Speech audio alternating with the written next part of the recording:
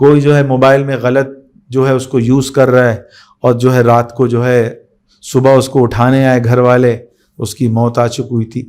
حتیٰ کہ ایک لڑکی کی اس حالت میں موت آئی کہ اس کے ہاتھ میں ریموٹ تھا اور اس کی موت آ چکی تھی. اور جب بندہ مر جاتا ہے نا تو اس کی ہڈیاں جب گرپ ہوتی ہے آپ اس کو نہیں کھول سکتے. اب کسی مردے کو آپ اذیت دینا ایسا ہے جیسے زندہ کو اذیت دینا، مردے کی بھی ہڈی آپ نہیں توڑ سکتے، ممانعت ہے. تو باقاعدہ فتویٰ لیا تو انہوں نے کہا کہ نہیں، اگر اس کی انگلیاں کو توڑنے کا مسئلہ بنے تو آپ اس کو ریموٹ کے ساتھ ہی دفن کر دو، اس کی انگلی کو نہ توڑو. یعنی اتنی گرپ سے اس کی ریموٹ اس کے ہاتھ میں تھا. اس لڑکی کو ریموٹ کے ساتھ دفن کیا گیا.